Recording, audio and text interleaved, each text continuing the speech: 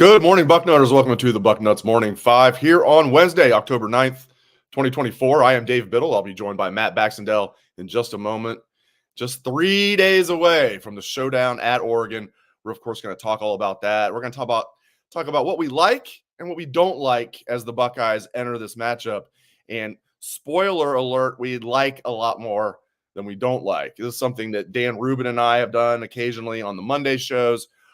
Bax and I are going to do it today. What we like, what we don't like. We're also going to look at some other things. But again, spoiler, we like a lot more than we dislike. We also love Factor Meals, and you guys can get a great deal. I'll let you guys know about Factor Meals and that great deal you can get. Sweater weather pairs perfectly with savory fall foods, but with your busy schedule, sometimes it's hard to eat the way you would like to. That's where Factor comes in. Their chefs do the shopping and the chopping to bring you fresh, never frozen, fully cooked meals right to your doorstep. All you have to do is heat and eat. All of their meals are dietitian approved, so you know you're getting the nutrition you need along with the fall flavors you crave. It's really good stuff.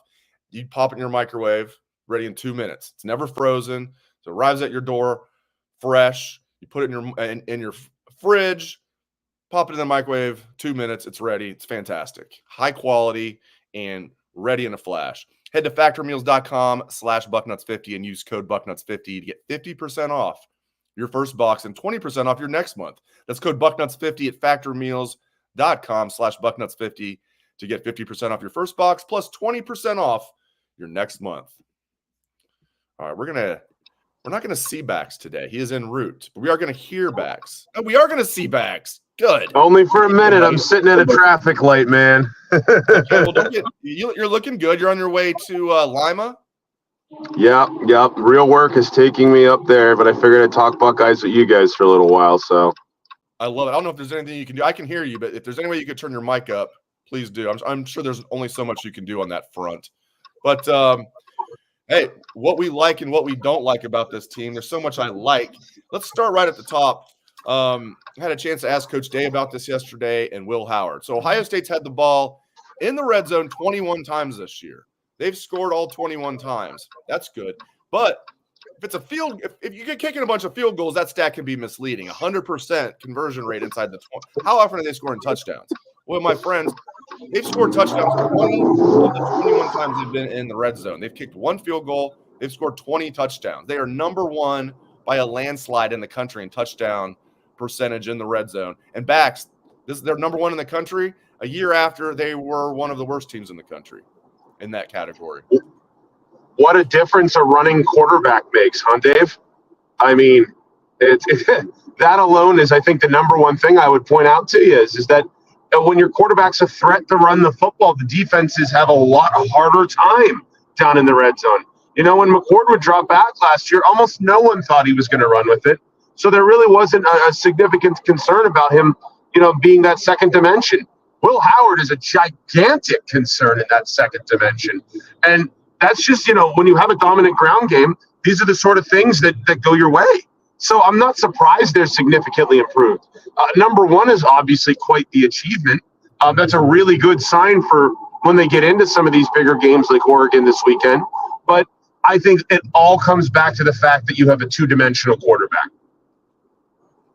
That definitely helps. And he's so comfortable in the RPO. It's so many facts. I mean, it's Chip Kelly and everything he's doing with his concepts. And Will Howard is just so smooth with the RPO. And he did say, I asked him, is that something you've always been natural with? He said, no. If you saw me as a true freshman, you wouldn't think it was something I was comfortable with. But as a fifth-year senior, he sure is comfortable with it. It's just fun to see. Okay, another thing I like, we were waiting until maybe toward the end of last season. Is Jack Sawyer ever going to live up to the hype? Well, buddy, he finished last season super strong. He's brought it into this year. ESPN did their mid-season MVPs for every college football team. They named Jack Sawyer Ohio State's mid-season MVP. Well, he's had a great start. And, I think there's always been a lot of these comparisons between him and JTT. And, JTT had that one Penn State game where he did literally everything. It was like the Bugs Bunny passes the Bugs Bunny game for JTT. And everybody else has sort of been comparing that to what Sawyer's done. But the consistency that we have seen from Jack Sawyer, he has been unbelievably effective since, I would say, late in the season last year. I mean, how many sacks did he have against Iowa? Was it 2? That was my count in the stands. And at the end of the day, he has become a real serious motor guy, and his draft stock is only moving up. He's a player I think you're going to start seeing in the first round in a lot of mock drafts, the way he's playing. And we've always known that the talent's there, Dave. I mean, the reality is some guys come in and they're immediately a hit, and they immediately are everything you expect them to be. Other guys come in, and it takes them a year or two to really get their feet under them at the college level. And the truth is, Jack Sawyer is now finally really hitting his stride. We're getting that extra gear from him. And this is the value of returning players for that extra year that NIL brings to a program like Ohio State. Because there was a real argument without NIL that Jack Sawyer should have gone pro last year. He would have been a second or third or fourth round pick.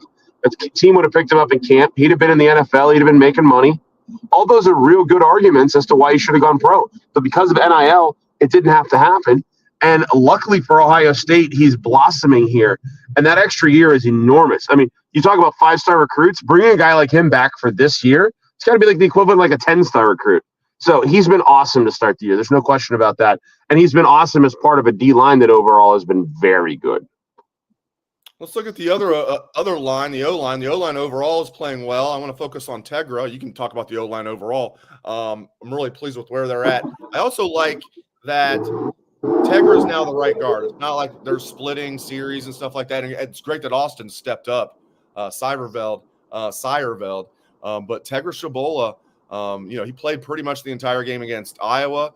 Ryan Day said that's probably going to be the case going forward. He stopped short, said we're still going to be evaluating it, but he basically said Tegra's the guy at right guard. I like that, Bax. Well, that's what you wanted to have happen, right? Tegra was the highest rated recruit on the offensive line we had in the room.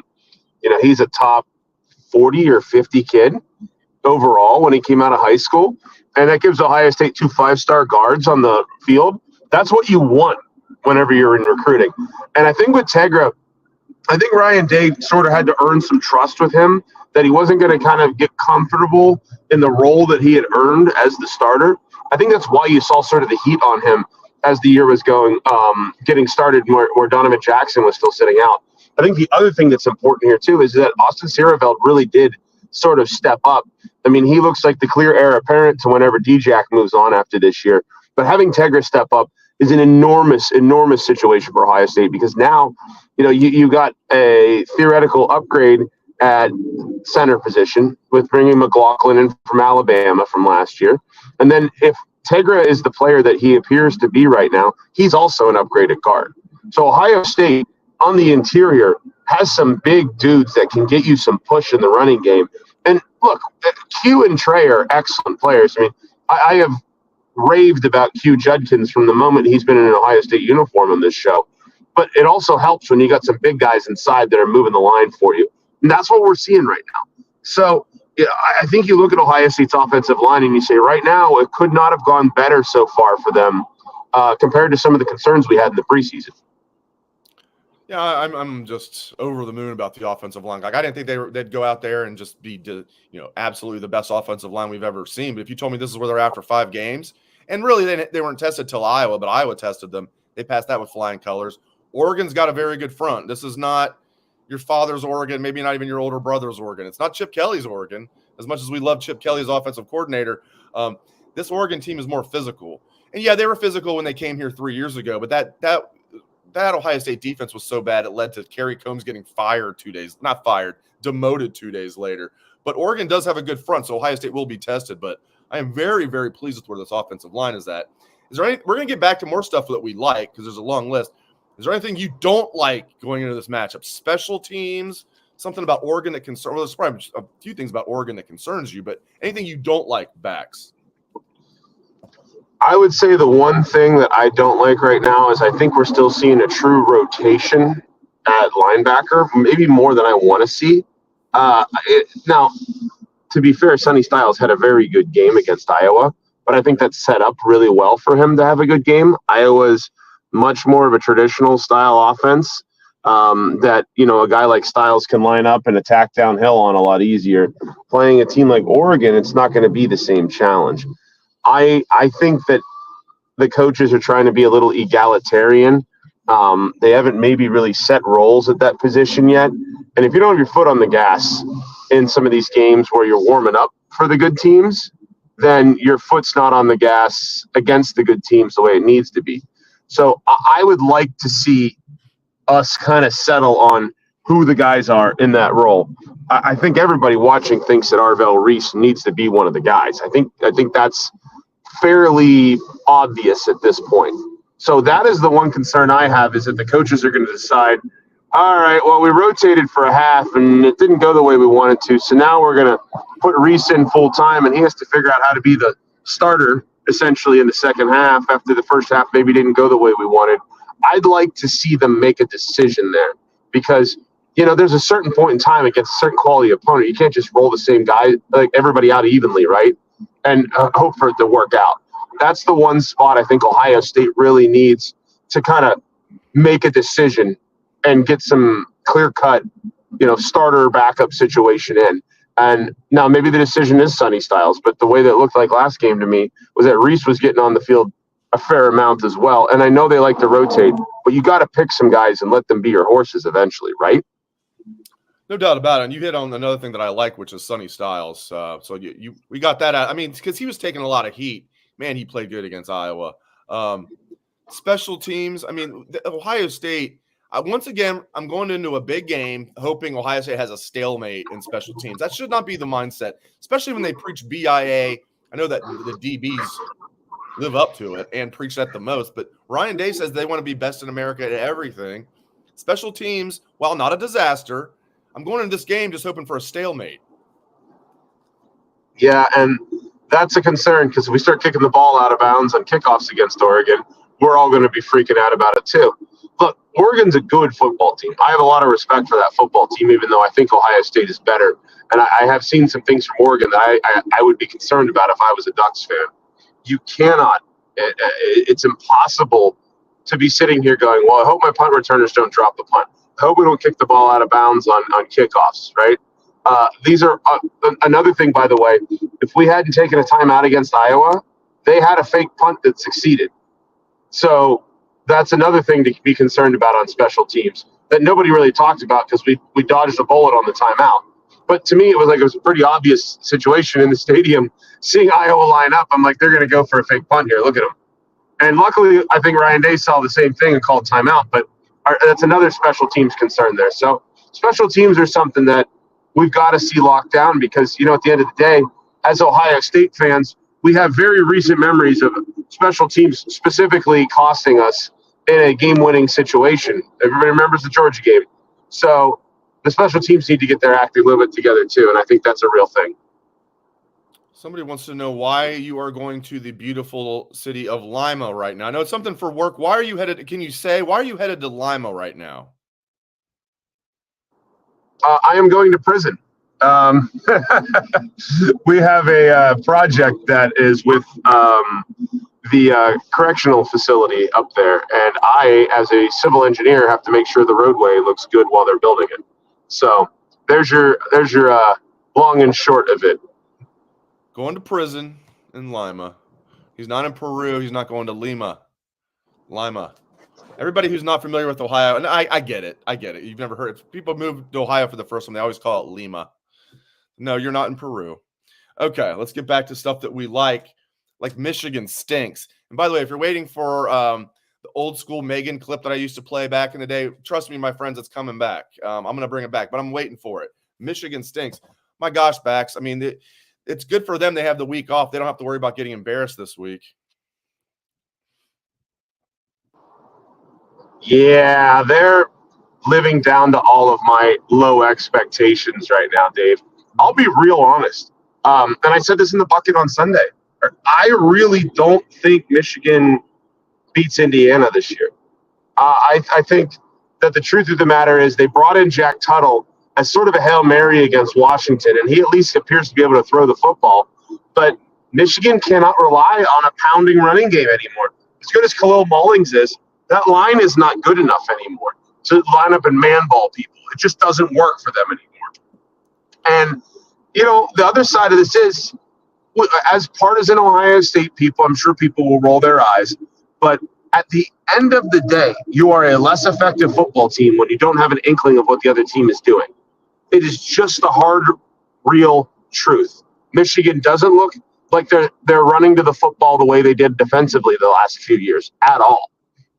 And the reality is they're fortunate right now that they're not under 500. The truth is USC blew that game against them. Blew it. USC should have absolutely won that football game. And then Minnesota recovered an onside kick fairly, and that the referees screwed up and actually forced a rare in-season rule change to try to get the officials in better position to not screw it up.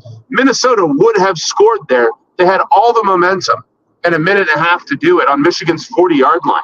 So they probably should have lost that one too. And the Washington was not a fluke. So Michigan now has to deal with the fact that they have to play Oregon still. They have to play Ohio State still. They have to play 6-0 Indiana still. There's a lot of things that are not going to go well for this Michigan football team the rest of the year. And they don't have the horses, and they don't know what's coming. It's not a surprise that they're reverting to the mediocre mean with a young football team and a sort of lost coaching staff. This isn't any different than we saw in like the Brady Hoke era. This isn't any different than we saw with Harbaugh teams that didn't have 35 seniors. That's what they are. And the only reason that they had higher expectations the last couple of years was because they had an unfair advantage that the NCAA is sooner or later going to utterly smash them over. And now that they don't have that advantage, they look like a mediocre football team again, which is what they are. We'll get you out of here on this, and then I'll take questions from the live audience after we let Bax get back to his civil engineering as he's going to prison. Your thoughts on Dylan Gabriel?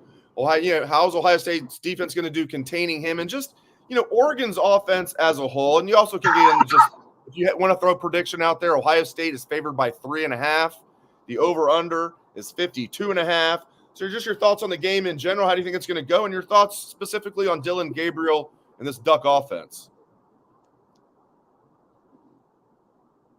It's been really interesting to watch, Dave, because they've moved the ball extremely well between the 20s. But then they get to the red zone, and they've been bogged down. They're sort of the anti-Ohio State right now in terms of red zone effectiveness. Even against Michigan State the other night, Dylan Gabriel threw, I believe, 2 interceptions in the end zone. And he's made similarly bad decisions. That Idaho game that we all were watching in sort of disbelief opening night that they only won 14-7 or whatever, 21-14, it was like a touchdown game. I think in that game, Oregon had 500-something yards of offense and kept boogering it up when they got close to the end zones. The other side of this is that the only really good football team that Oregon's played so far is Boise State. And Boise State ran buck wild on them on the ground. And now Austin Jeanty's awesome. I mean, he's the reason he's been talked about for the Heisman, right? But he ran for 200 yards almost on them. Yeah. Of odds say he's the Heisman favorite right now. As you and I know, the Heisman favorite in early October almost never wins. But the truth is, Boise had trouble throwing the football, and they still racked up 200-something yards on the ground.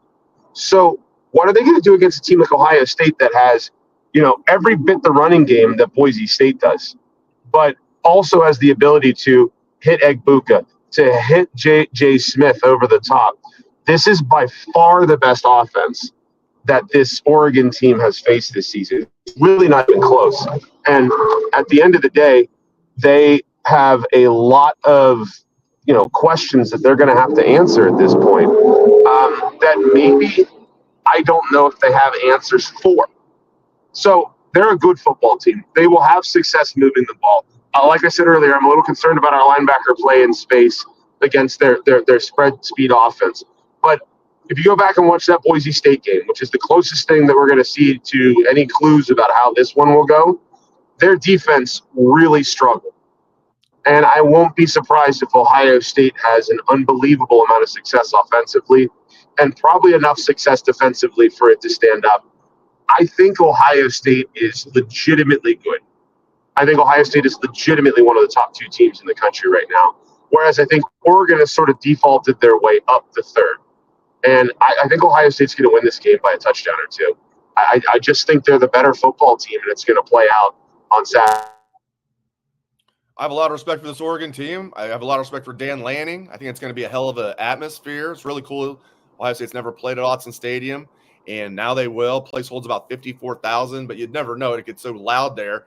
Holds about half of what the Horseshoe does. The whole thing's cool. I agree with you. I'll be surprised if Ohio State doesn't not only win. I'm not predicting a blowout, but I think they'll cover the spread.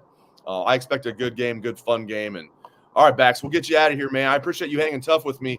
Have fun at the prison. Get that road built.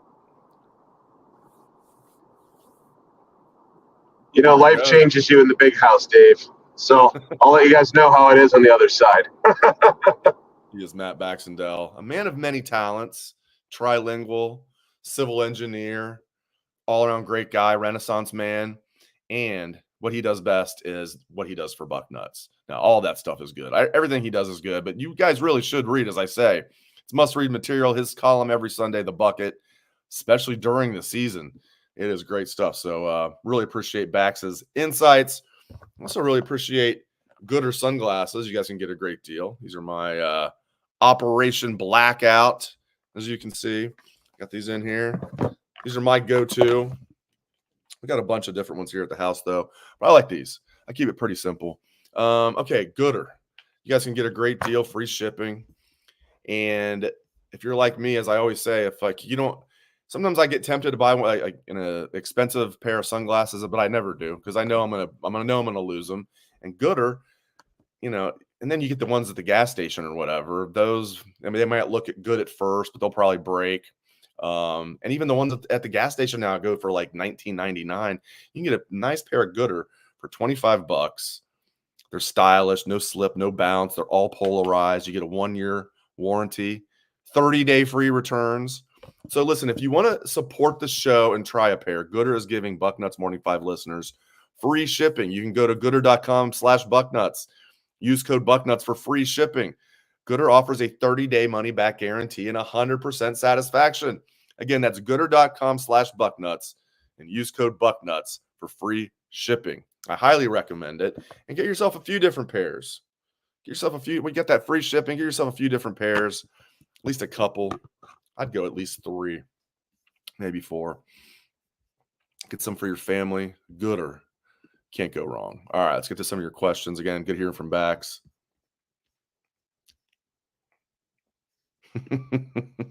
Bax should go up there and yell at them in German. He could. Bax is fluent in French, German. We say he's fluent in English. Debatable. Here, look, like I'm going to make fun of Bax's intelligence. That'd be a bad day for me. Smart dude. This is why I'm in journalism full-time and he's an engineer full-time and does journalism on the side. Media on the side. All right, let's get to some questions, comments here, and then we'll finish the show up. Rick Montoya, my guy on Facebook. How much of the playbook have they saved for this game? Well, only 3 men really know that, right? Ryan Day, Chip Kelly, and Jim Knowles. But I have to think they've saved, a decent amount of stuff. I couldn't put a percentage on it, but I'm sure Oregon has too. Oregon really hasn't played anybody. I mean, they played a tougher schedule than Ohio State, but not by a lot, just because Boise State's better than anybody thought. But they struggled against Boise State. So how much have they saved? I have no doubt, Rick, that they've saved stuff on both sides of the ball. How much? I would just be guessing. But I think it's more than a play or two. Is it like half the playbook? I doubt that. Maybe somewhere in between there. So I guess I could guess. Jason on X. I like how we got the Facebook. We've got the YouTube, we got the X, we got all 3 of the live platforms. We got people listening to the podcast only version on all of our Spotify channels, Apple Podcasts, everywhere you get your podcast, you can listen to the Bucknuts Morning 5. And Jason on X, I'll take Ohio State by 2 touchdowns. Man, I wouldn't be surprised. I'm going to give Oregon more. I haven't done my final score prediction. Jay Book and I will give that on Friday, but again, I know I'm going to pick Ohio State to cover. But I'm not going to pick. I'm probably not going to pick Ohio State by 2 touchdowns. I hope you're right, though, and I won't be surprised. I really think Ohio State has the matchup advantage here, not by a long shot, and I mean on each side of the ball. Like I like Ohio State's offense better than Oregon's offense, not by a tremendous amount, but I like Ohio State's offense better than Oregon's offense. I like Ohio State's defense more than Oregon's defense. Again, not by a tremendous amount because Oregon's defense They got some big boys up front. They're veteran. Secondary, a lot of new guys at Oregon, but there are a lot of transfers that are seniors. They're senior laden. They're fast, physical. It's a good defense. I'd take Ohio State's defense over them. Oregon struggled here and there. Nothing crazy, but if Ohio State would have beat Boise State by 3, everybody would be like, what's wrong with Ohio State, even after Boise State proves they're a good team. So you add it all up, I do think Ohio State's going to take care of business, and that's something that I do like if that happens. This would be huge. And I love it's a 2 versus 3 game. We knew it would be a top 10 game. But with Oregon starting kind of slow, they need some other teams to, take some L's, and here we are, 2 versus 3. Winner goes to number 1, in my opinion. Texas's marquee win's not looking as good anymore, is it? Yeah, they smacked Michigan in Ann Arbor, but that's not that impressive as we look back on it. Although Texas is really good, don't get me wrong. You're splitting hairs. But I think the winner of this game not only will be number 1, but will have earned the number 1 ranking in the country. Not that it really matters. Rick on YouTube. Oregon will look to test Ohio State's defense from side to side. Our safeties and corners will need to have a solid game. Well, I'm with you. And it's good to have the best safety tandem in the nation, in my opinion, with Caleb Downs and Lathan Ransom. And I know some people have been down on IGB, Igbinosun, but he's coming off a good game, and he's not afraid to tackle. He sometimes is a little too aggressive. Denzel Burke will hit you. Jordan Hancock, love his role in the slot. Shaun Wade was so good in the slot that one year, that 2019. Dare I say Jordan Hancock might even be a little better. Shaun Wade was miscast when the next year as an outside corner, but he was really good in the slot. I think Jordan Hancock might even be better. And Shaun Wade was fantastic, so I don't say that lightly. So if it comes down to Ohio State safeties and corners need to have a good game, I think that's good for Ohio State. The linebackers need to have a good game. There was the Marshall quarterback, not quite as elusive as Dylan Gabriel. Not that Gabriel makes his money running, but he can run. And you don't, if they try to run him too much, he's going to get killed because this Ohio State team just hits you hard, and he's not a big guy. He's listed at 6 foot. He might be 6 foot in high heels. There's no way he's 6 foot in like real life. So, yeah, they are going to test it. This Oregon team will test Ohio State side to side. They've got dudes. This offensive line's physical. Dan Lanning is just a good coach, and his background's defense, as we all know. Coming from the SEC at Bama and then Georgia, 2 pretty good SEC teams, mind you. Just the 2 teams that have dominated the SEC for the last 15 years or whatever, especially Georgia. Georgia was not in that conversation, but they are now after winning 2 national titles in the last, 3 years. So that's his background. Defense under Saban, defense under Kirby Smart. And he's taking it to Oregon. He's a really good coach. Now, is he a great coach? I mean, he did get swept by Kalen DeBoer last year. So it's not like he's like, I don't think he's the next, elite coach. I'll still take Ryan Day, but I give Lanning a lot of respect because he's a tough coach. He knows it's one up front in the trenches on both sides. But Oregon still has that speed and that athleticism. So they've always had that, since they've become like really a thing, basically going back to 94, the first time they made, or at least the first time that I remember they ever made a Rose Bowl. They lost to that great Penn State team. That's when Oregon kind of announced that, they're gang green defense. Of course, Kijana Carter, first play of the game, runs for like an 80-yard touchdown in the Rose Bowl. He comes over to the sideline laughing, gang green defense. But seriously, Oregon's always had athletes, but they were just never known, especially on the offensive line, as being physical. That's changed. They put some nice guys in the pros, of course. Penei Sewell being the prime example with that, and defensive line as well. So they've kept their speed, they've kept their athleticism, they have a good quarterback every year, and now they're physical on both sides of the line. So this will be tough, but I like Ohio State's chances. All that being said, I like Ohio State's chances. But yeah, the linebackers need to be on point though. I'm glad Sonny Styles is coming off his best game. How much are we going to see of Arvell Reese in this game? Is it going to be pretty much Cody Simon and Sonny, or are they going to put Arvell in there a lot? How much are we going to see CJ Hicks? Is Gabe Powers even going to see the field much unless it's a comfortable lead? Because every time I see Gabe, we talk a lot about Arvell Reese, and rightfully so. Every time Gabe Powers is in there, he flashes as well.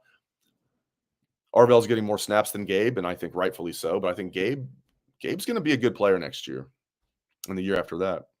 Let's get to one more. I agree with this. Brass tacks. I've agreed with it. I think I posted some of your comments 3 different times now on the show. I agree with all of it. So Brass Tacks, for those that can't see, if you're just listening to the show, Brass Tacks on YouTube says Travis Hunter is at the top of my Heisman list. I agree with that. Totally. Now, if Colorado ends up, and they've got some tough games on the schedule, so they're not going to sit there and finish 11-1 and make the playoffs. But they're 4-1. They've already proven some people wrong. They're going to win more games. I just hope if they're sitting there at like 7-5 at the end of the regular season, that doesn't, assuming Travis Hunter keeps doing his thing, that doesn't affect him. It really, as long as he keeps doing his thing, and they win some games down the stretch. I'm not saying they can go lose out. He's so damn good on both sides of the ball. Like, what are you going to do? I mean, he's fantastic as a corner. He might be better as a wide receiver. I love it. And not enough people compare him to Chris Gamble. You'll hear them compare him to this guy and that guy and this guy and that guy. He reminds me a lot of Chris Gamble. Chris Gamble doesn't get enough airtime for what he did. I mean, and speaking of being on a good team, they don't win that. I mean, you can name a lot of guys they don't win the national championship with, but Chris Gamble is on that short list of guys they don't win the 2002 national championship with. Then had a really good 2003 season. Then was a first-round pick by the Panthers. Was an all-pro NFL player. Made a lot. Then he got a second contract, made a ton of money, played that out, and then retired. And he's just chilling somewhere in Florida, enjoying the good life. So point is, I agree with you. Travis Hunter, if he keeps doing this, he should be the Heisman winner. I do like Gter from Boise State. If Cam Ward can keep – Cam Ward turns the ball over a lot, but Miami has not finished in the top 10 since 2003. Ohio State broke Miami. The Hurricanes have not finished in the top 10 since 2003. If they've been skating by, but if they're able to keep this going, and Cam Ward has them as a top 10, maybe top 5 team, and they're the ACC champs, and he keeps putting up a lot of touchdowns and rushing touchdowns, passing yards, even if he has maybe too many interceptions, I could see Cam Ward getting back in it. But I agree, man. I agree, Brass Tacks. I think Travis Hunter – no, I don't think. Right now, he is at the top of my Heisman list. And if he keeps it going, I think he should win. He's the best player in college football. I've been saying that Jeremiah Smith is too, but it's just tough when you got a Mecca on there. You got the 2 running backs. It's just a true freshman wide receiver is not going to do it. But a junior who plays both ways, I think that'd be cool if he won it. It'd be really cool if we got D in here. We got to say hi to D. Hello, Mrs. Sanchez, the mother of the number 1 corner in the entire country, Devin Sanchez. Doug is saying that's blasphemy, Dave. Oh, talking about what, Travis Hunter? I don't know. I don't know. Probably just about anything that I said is blasphemy. That's fair. Yeah, I mean, Travis is saying Clemson smokes Miami if they played today. Clemson does look better than Miami, but in one game, I don't know. Clemson's picked it up, but I still don't. I don't know. I still don't see enough speed. I mean, their quarterback, Klubnik, has turned it around. I didn't think he was good, but he was highly rated, and he didn't look good. He's actually playing pretty well this year. Yeah, Miami's not that good. You guys are confident, huh? You guys are confident. Ohio State 35, Oregon 17. But we'll take that. Man, you're right on that 52.5 point spread, too. So you're taking Ohio State to cover and the under, if you're a betting man there, huh? So, all right, I'm going to shut the show down now. Really appreciate you guys.